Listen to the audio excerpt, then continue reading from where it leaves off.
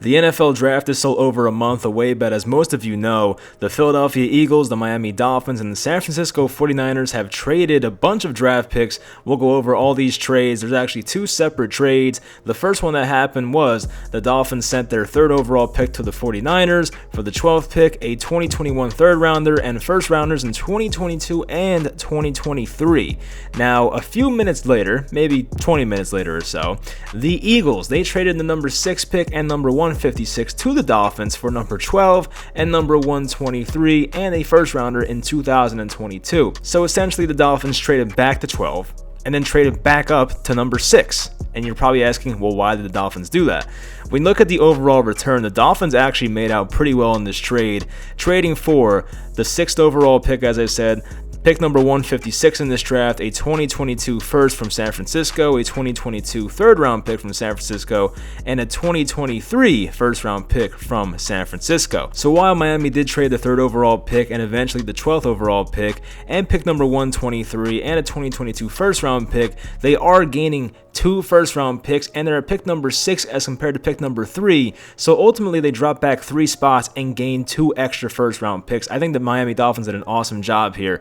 And what does it really say for the Dolphins? It pretty much means they're going with Tua Tagovailoa. There was maybe a chance that the Dolphins just shocked the world and took a quarterback at number 3 due to the Laramie Tunsil trade and them having the Houston Texans pick. But now it seems very unlikely that at 6 they would take a quarterback. It seems like Jamar Chase is very much in play, maybe a Penei Sewell. We'll find out what happens. But if they can get Jamar Chase at number 6 overall, you talk about incredible value and to pick up a couple first round picks. I think the Dolphins did a fantastic job maneuvering this draft and using the most out of their assets here. On the 49ers side of things, this trade could be kind of risky for them, but I think it's worth it because honestly, where are they going to go with Jimmy Garoppolo? I mean, they were a throwaway from winning a Super Bowl with him just a couple years ago, but Garoppolo, while he's a decent quarterback, just has not stayed healthy through the majority of his career. Even going back to the 4-game showcase he had in New England, he got hurt in the second game, then Jacoby Brissett came in, then he tore his ACL back in 2018, I believe it was, and then this past year missed about half the season with ankle injuries. They had to roll with CJ Beathard and guys like Nick Mullins,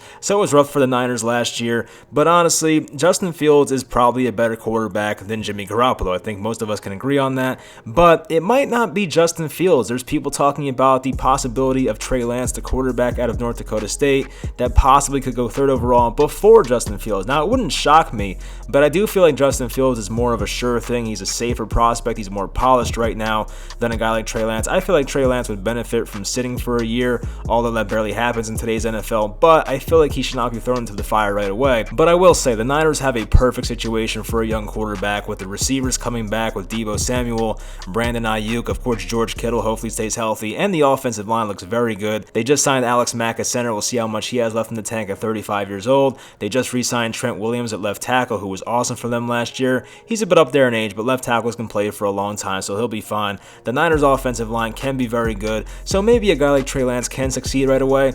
I still feel like Justin Fields would make more sense, but I could see it going either way. But I think we all know for sure by now the Niners are definitely going for a quarterback in 2021's NFL draft. And I do think it makes sense. The Niners do have a win-now roster. I just said they were in the Super Bowl just a couple years ago. They get Nick Bosa back. Deebo Samuel missed a lot of time last year. George Kittle missed a lot of time last year. They get those guys back healthy. I know Robert Saleh left for the Jets, but hopefully their defense is still good. I feel like the Niners doing the right thing here. We'll see if these young quarterbacks, whether it's Fields or Trey Lance, can hit the ground running. But I do think the Niners, while it's a very risky trade because it hurts your draft the next 2 years in the first round, I do think if a Fields or Lance end up being great, then it's totally worth it. Now, if you're a person that believes in trends, then looking at the list of teams that have traded into the top 3 for a quarterback has not been pretty recently.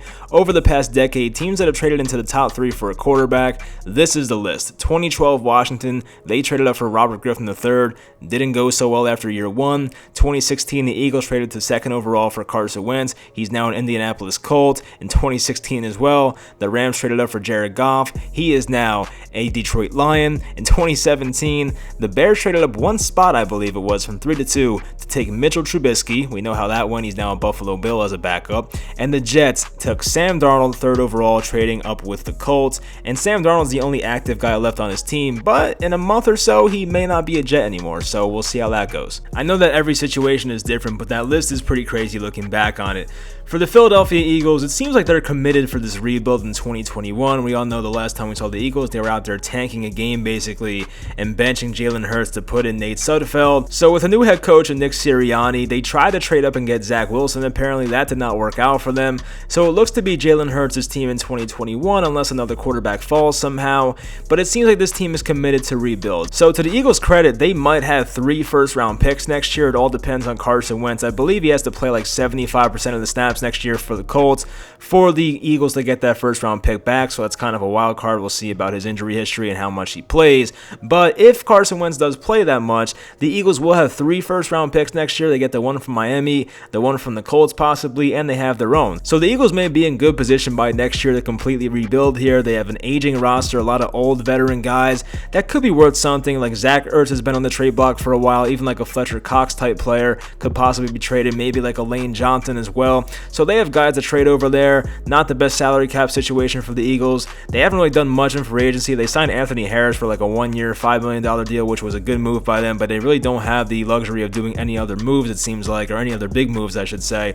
But the Eagles essentially traded away the 6th overall pick and pick number 156 to gain pick number 12 from Miami in this year's draft, pick number 123, which I believe is a 4th round pick from Miami in this year's draft, and then next year, Miami's 2022 first round pick. So Miami should be a pretty good team, whether it's, the 20th pick or the 28th pick. It's still a first round pick. They can get a good player there regardless, hopefully. The Eagles have not been good at drafting lately, so that's the one conundrum they have here. But if they do hit on some picks, the Eagles could be in a good position in the next couple years, especially if Jalen Hurts is the real deal. So if I had to pick a winner out of these 3 teams from these trades, I would pick the Miami Dolphins. Now, I will say, if the Niners take a quarterback like Trey Lance, for instance, and Trey Lance goes on to win 3, 4, or 5 Super Bowls, even 2 or even 1 with the 49ers, then they're probably the winners here. But looking at it right now, I see the Dolphins as a team that maneuvered this draft and maximized their assets to their full potential, trading back from 3 to 12, back up to 6, essentially gaining a first-round pick. I know they had to trade a first-round pick to Philly to do so,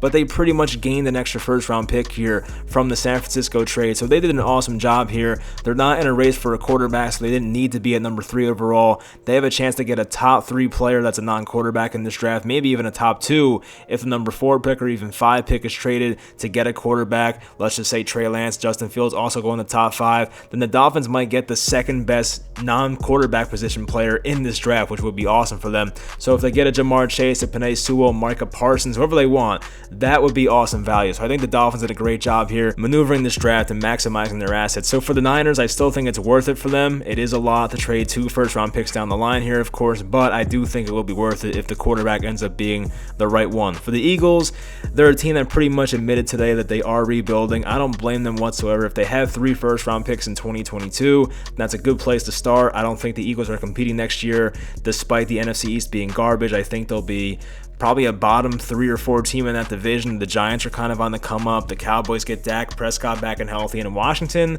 I know that Ryan Fitzpatrick is their quarterback, but they have a top 5 defense probably, so they'll be a tough team to beat. So I think the Eagles want to see how Jalen Hurts develops. Do they have their quarterback of the future? If so, then you can build around him. If not, then they can maybe trade up again for a quarterback in 2022.